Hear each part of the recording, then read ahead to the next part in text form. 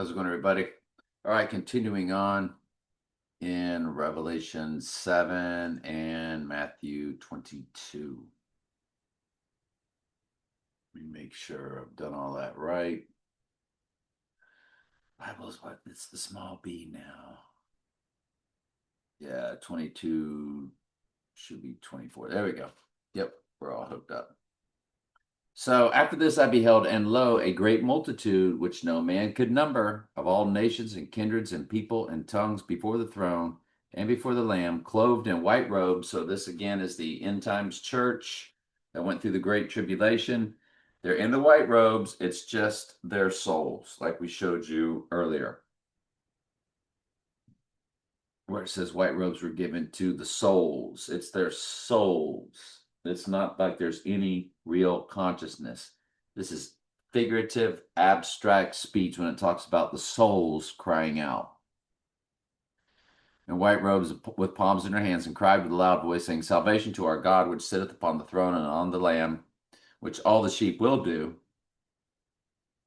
when they're given their glorified bodies and so forth. And all the angels stood around about the throne, and the elders. Remember, this is just John's vision, okay? And the four beasts fell before the throne on their faces and worshiped God, saying, Amen, blessing and glory and wisdom and thanksgiving and honor and power and might be unto our God forever and ever. Amen. And one of the elders answering, saying unto me, What are these which are arrayed in the white robes, and where did they come from? And he said, Sir, you know. And he said to me, These are they which came out of the great tribulation and have washed their robes and made them white. That's what the Great Tribulation is for, is to cleanse the church. Lost sheep are going to be called out of all world religions, spread out evenly all throughout the earth. So all goats have somebody's head to lop off when when demons possess their body and give them that superhuman strength. Therefore are they before the throne of God and serve him day and night, and in his temple, which all sheep will eventually do, and sitteth on a throne which shall dwell among them. Over to Matthew. Saying, Master, Moses said, if a man die having no children, his brother shall marry his wife and raise up seed to his brother. Now, again, this is getting to the situation where when we die, and in Revelation, I believe it's 21, where it says, 21, where it says, Behold, I make all things new again. Your memory of this life on earth is gone. When God wipes away all the tears from our eyes when we see judgment, and it says, Behold, I make all things new, we don't have any memory of losing virginity, smoking weed, getting in trouble, having sex, scoring touchdowns. All memories of this fleshly life are gone. And it's the same thing that happens with Alzheimer's. You don't have any memory anymore. So the Lord's already shown us through the Alzheimer's that this is just a thing. You have no memory anymore. People say, well, that's horrible. When I'm with God, I want to have all this memory of all my friends that didn't make it, all my family members that I saw getting judged and didn't make it to heaven. I say that facetiously. Of course, you don't want that memory. And God doesn't want you to have that memory either. You're not going to have any memory of this life. And when I tell people think like, well, that stinks. I mean, like, well, that's your pride, first of all, that wants that and thinks that you should have that, so you can have some sort of puffed upness of how great you are in heaven and others weren't. No, that's all wiped out. And the thing is, I tell people to try to think of it like this.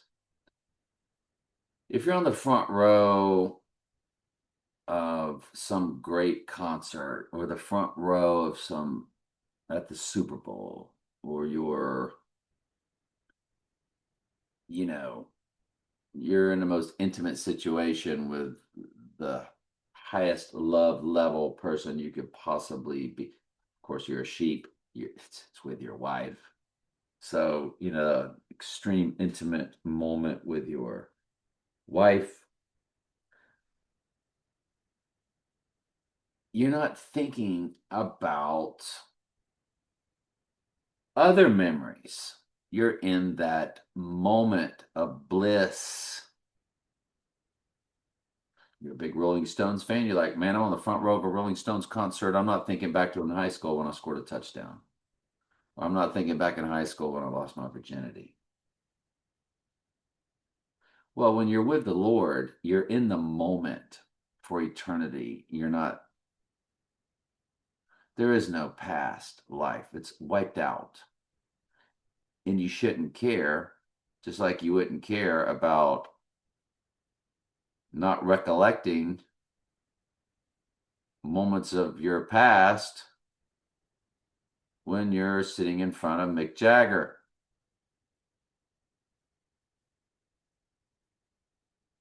Because you're in that moment. So that's about the best way I can explain it. Now, there were 7 of us brethren. The first, when we had married a wife, deceased, having no issue, left his wife unto his brother. Likewise, the second also, then the third unto the 7th. And the last of all, the woman then died. Therefore, in the resurrection, whose wife will she be of the 7?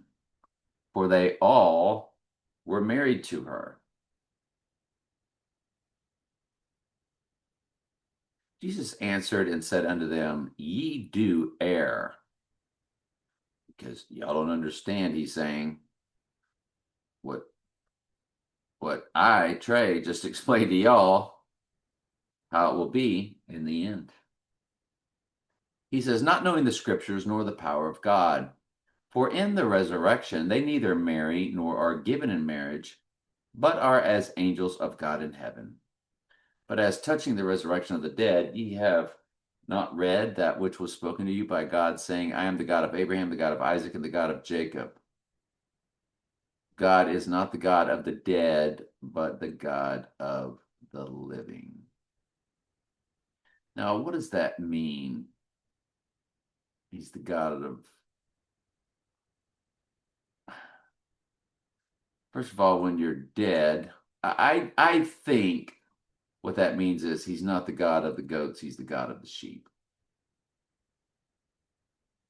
What does that mean that Jesus is the God of the living?